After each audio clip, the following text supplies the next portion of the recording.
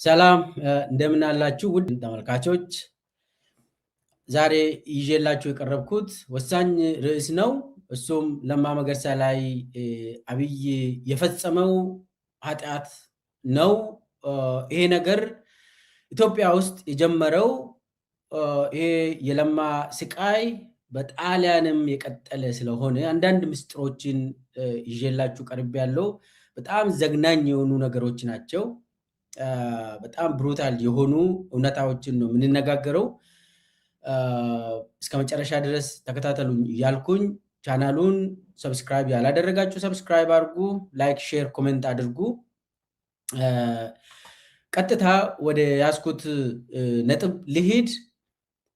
እንግዲህ ለማ መገርሳ ዛሬ ፎከስ የማደርገው ጣሊያን በሀገረ ጣሊያን ለማ መገርሳ ሲሰራበት የነበረበት አገር እዛ ድረስ አብይ ብዙ ወንጀሎችን ለማ ላይ ፈጽሟል። ብዙ ኃጢአቶችን ለማ ላይ ፈጽሟል። የሀገር ቤት ስቃዩ አይበቃ ብሎ አገር ትቶለት የሄደውን ለማ በጣሊያን ሀገር ለማ ላይ የደረሰውን ነገር ነው የምንነጋገረው። ግን ከዛ በፊት ለማ በኢትዮጵያ ታሪክ በኢትዮጵያ ፖለቲካ ምን ሚና ነበረው የሚለውን ትንሽ በጨረፍታ ማስታወስ ተገቢ ነው ብዬ ገምታለሁ። ለማ መገርሳ ኢትዮጵያውያን ለውጥ ሲፈልጉ ነው ወደ መንበረ ስልጣን የመጣ። በኦሮሚያ ደረጃ በኦሮሚያ ክልል የነበረው አመፅ፣ በአማራ ክልል የቀጠለው አመፅ፣ በቄሮ በፋኖ በሁሉም ኢትዮጵያውያን የተደገፈውን ለውጥ ቲም ለማ በሚባል ታስታውሳላችሁ። ለማ ጀንውንሊ ኢትዮጵያ ትቀየራለች፣ ኢትዮጵያ ወደ ዲሞክራሲ መሸጋገር አለባት ብሎ የሚያምን ሰው ነበር። ለዛም ያለው አማራጭ የኦሮሚያን ብቻ ይዞ በመሄድ ሳይሆን የአማራ ክልሉንም መያዝ አለብን ብሎ ቀጥታ ወደ ባህር ዳር ያመራ ሁላችንም እናስታውሳለን። ያኔ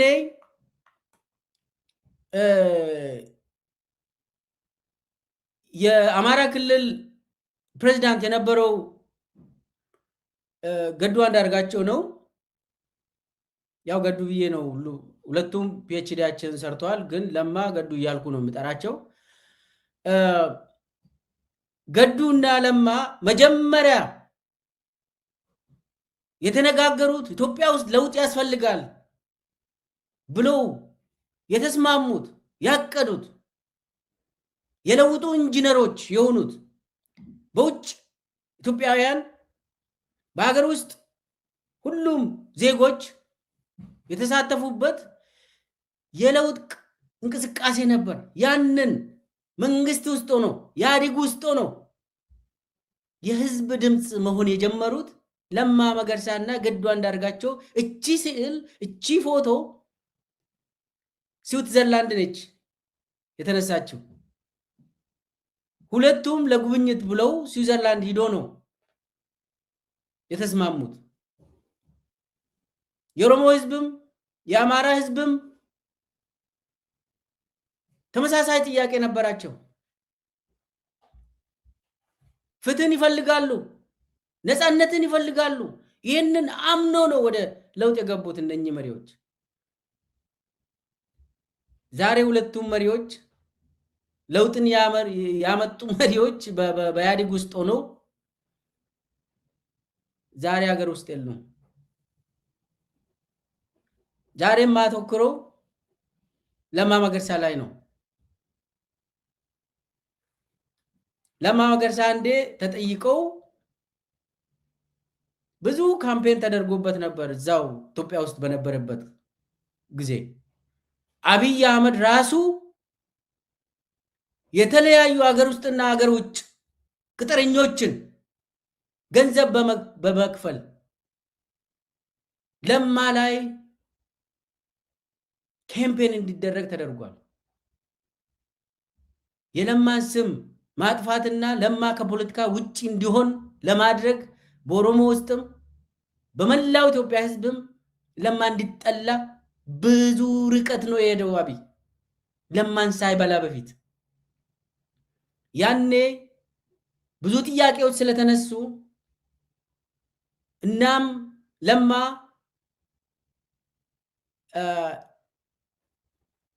እቺን ሀገር ማዳን አለብን ብሎ ስለተናገረ ብዙ ፈተናዎች ገብቶ ነበር።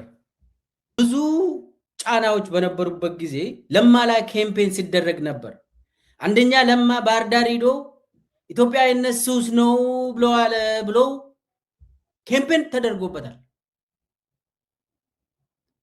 ለማ ላይ ዘመቻው ከባድ ነበር። ከዛ በተለያየ እንትን ደግሞ ለማን ማብጠልጠል ለማ ጸረ እንትና ነው፣ ጸረ አማራ ነው፣ ጸረ ትግራይ ነው ያልተባለ ነገር የለም። ለማ ገንጣይ ነው፣ ለማ ኦኔግ ነው፣ ለማ ምናምን ሸኔ ነው እያሉ የአብይ ሰራዊት ሶሻል ሚዲያ ሰራዊቱ ማለት ነው ለማ ሸኔ አድርጎ በጣም አስከፊ የሆነ ሰው አድርጎ ስሎ ነበር።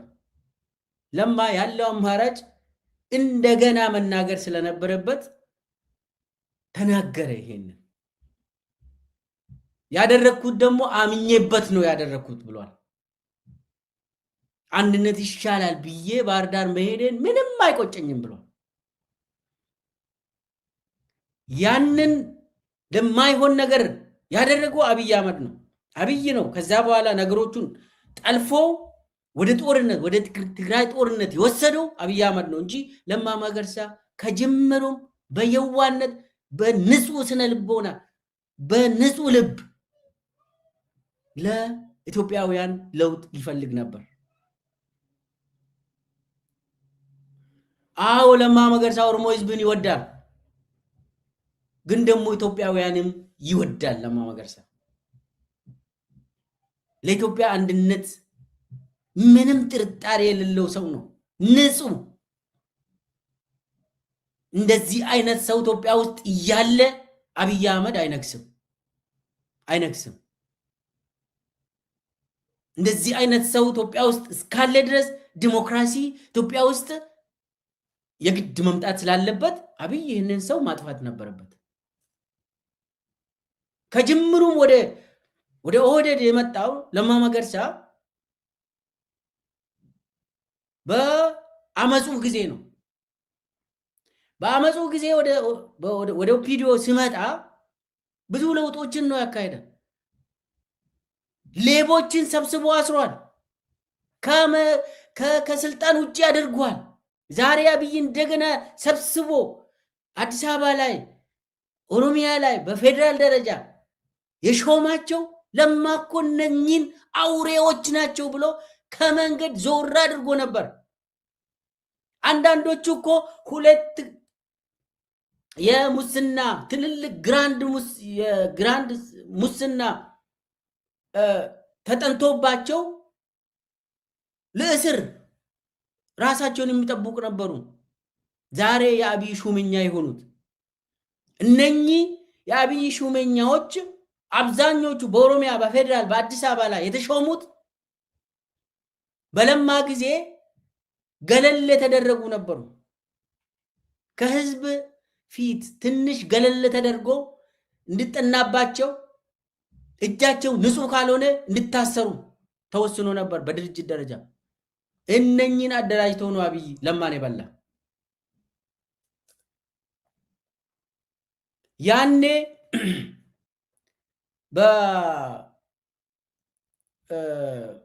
አብይ ከፌደራል መንግስት ሲባረር ወንድሜ ብሎ የተቀበለው ለማ ነው። መደበው ወስዶ የኦሮሚያ ከተማ ልማት እና ቤቶች ቢሮ ኃላፊ አድርጎ መደበው ወንድሜ ብሎ። ከዛ በኋላ ወደ ድርጅት ጽህፈት ቤት አመጣ። ሶስተኛ ሰው አደረገ በኦሮሚያ ክልል ደረጃ። ያኔ አብይ ምንም አልነበረም። ማንም ሰው አያውቁም። በኦሮሞ ህዝብም የሚታወቅ ሰው አይደለም። በየትኛውም ኢትዮጵያ ህዝብ የሚታወቅ ሰው አይደለም። ዝም ብሎ ተራ ዱርዬ ነበር። በቅጡም ኦሮምኛን አይናገርም። ያኔ መለስ ብላችሁ ያኔ ይዩት። ተራ ወሮ በላ ዱርዬ፣ የከተማ ዱርዬ ነበር።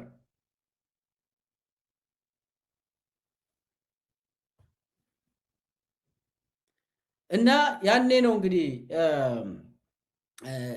ለማ ከአመፁን የሚያቀጣጥሉ የኦሮሚያ ወጣቶች ጋር ቆሜ ለማ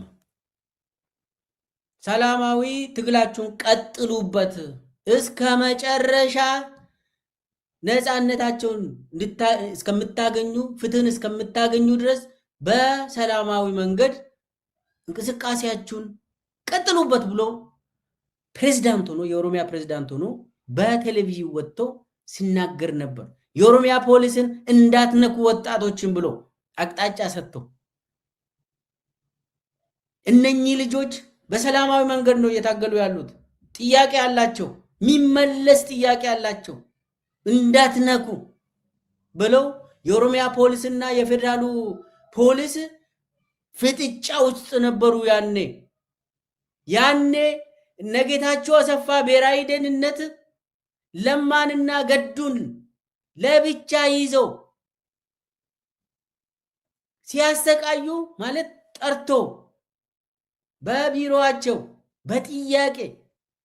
በጥያቄ ሲያሰቃዩ አብይ አህመድ ጠፍቶ ውጭ ሀገር አሜሪካ ሀገር ከሚስቱ ጋር ሲኖር ነበር። ከዝናሽ ታያቸው ጋር ሲኖር ነበር። ቤት አላቸው እዚህ አሜሪካ። ዝናሽ ያኔ ዜጋ ነበረች፣ እስካሁንም ዜጋ መሰለችኝ። ምርጫ ውስጥ አትተሳተፍም ዝናሽ ታያቸው። እርግጠኛ አይደለም። መልሳለች ከሆነ መልሳለች፣ ካልሆነ ዜጋ ነበረች፣ የአሜሪካ ዜጋ ነበረች። ያኔ ጠፍቶ እዚህ ነው ጎንደር ሄዳ ምርጫ እንትን ታደርግ። አዲስ አበባ ላይ አልመረጠችም፣ አትመረጥም። ጎንደር ትውልድ ቦታዬ ነው እንግዲህ ትላለች ዝናሽ። እዛ ሄዳ ምርጫ እንትን ታደርጋል። አልሰማሁም፣ እርግጠኛ አይደለም። ብቻ እዚህ አሜሪካ ነበረች። በነገራችን ላይ ዝናሽ እኮ አብይ አህመድ እንደነገ ጠቅላይ ሚኒስቴር ሆኖ ይሾማል ሲባል በሌሊት መታ በቦሌ ኤርፖርት መታ ለለማ ደውላ መጥቻለሁ አለች። እስከዛ ሌሊት እንዲህ አብይ ምን ያስብ እንደነበር አይታወቅም። ከማር ጋር እንደው ያው ጠቅላይ ሚኒስቴር ስትሆን እንግዲህ ባለቤት ያስፈልጋል። አትሊስት እንደው ምናቆ ማለት ነው። አብይ ራሷ ነው ዝናሽ በሩጫ የመጣች። እንግዲህ ያኔ ለማ መገርሳና ገዱ ብቻቸውን ሲሰቃዩ በኢህአዴግ ውስጥ ይሄ አብይ አህመድ የሚባል ፈርቶ አሜሪካ ሀገር ሸሽተው ሲኖር ነበር። ለማ በየጊዜው ደውሎ ወንድም እዚህ ትተኝ ብሎ ይጠይቃል፣ ይለምናል። ና ተመለስ፣ ምንሞት ከሆነ አብረን እንሞታለን፣ የሚገሉን ከሆነም አብሮ ይግደሉን ብሎ ይለምን ነበር። ዛሬ ጀግና ሆኖ ኢትዮጵያን እየጨፈጨፈ ያለው አብይ ያኔ ፈሪ ሆኖ አሜሪካ ሀገር ሚስቱ ጋር ሲኖር ነበር። ከዛ ሲመለስም አብይ አህመድ ለነጌታቸው አሰፋ አበባ ጉንጉን ይዞ ነው የሚመለሰው። አትንኩኝ ብሎ ይለምናል። ለብቻው ቤቱ አድርም። አብይ አህመድ የለማ ቤት ነው የሚያድረው፣ የለማ ቤት ነው የሚበላ። ለማ ወንድሜ እያለ ጃኬቱን እኔ ነኝ ያንተን ጃኬት የሚሸከምልህ ይላል። የለማን ጫማ ያመጣልሃል፣ እኔ ነኝ ካልስን እንትን የሚያደርግልህ ይላል። ወንድሜ እኔ ነኝ የሚያጎርስ ይላል። የለማ ቤት ነው የሚገባ አብይ አህመድ። ለማ የክልል ፕሬዝዳንት ስለሆነ ወደ ራሱም ስለወሰደ አብይን ፈርቶ የለማ ቤት ነው የሚኖረው። ከለማ ጋር አንድ ሃይማኖት ነው ያለን እመነኝ ብሎ ለማ የዋሰው ነው። ለማ ካመነ አመነ ይሞትልሃል። ተንኮል የለበትም፣ ሸር የለበትም። ወንድምን አገኘው ብሎ አመነ፣ በቤቱ ወሰደው አብይ የሚባለውን ሰይጣን።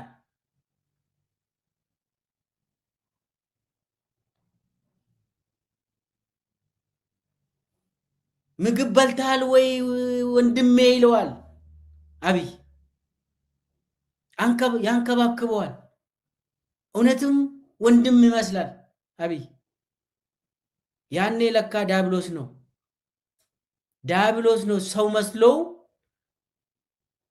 ከለማ መገርሳ ጋር ሲቆይ ነበረው።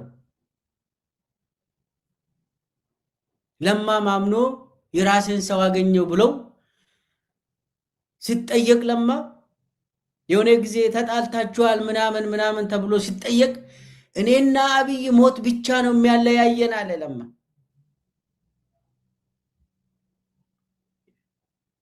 አብይ ግን ያንን ሁሉ የሚያደርገው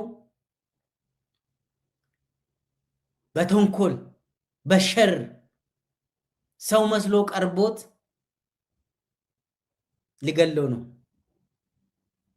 ከስራ ውጪ ለማድረግ ነው። አደረገው።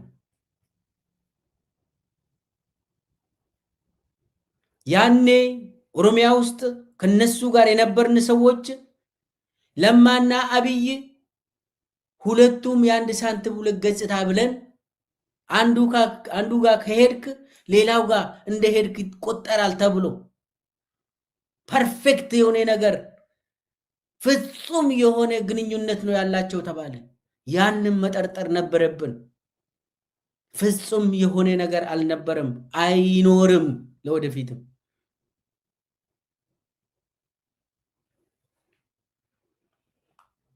እየሳቀ ለማን በላ።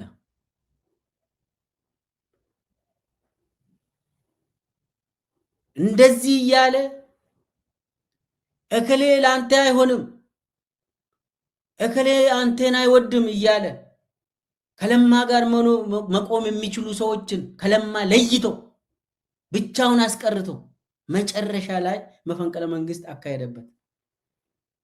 ለማን ከስራ ውጪ በማድረግ የራሱን ሽመልስ አብዲሳ የሚባል አውሬ ሰው ተከለው ኦሮሚያ ላይ። ለማ የኔ ጌታ እኮ ህዝብ ነው ብሎ ሲናገር የነበረውን ለማ ጸረ ህዝብ የሆነውን ሰው ሽመልስ አብዲሳ አምጥቶ ተከለው ኦሮሚያ ላይ።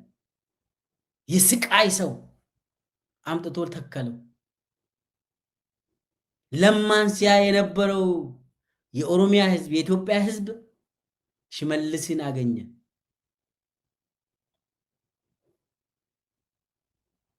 ያንም ለማ በሸረኝነት በተንኮል እርስ በርሳችን እየተገዳደልን መቆየት አንችልም እያለ ሲናገር ነበር። ያኔ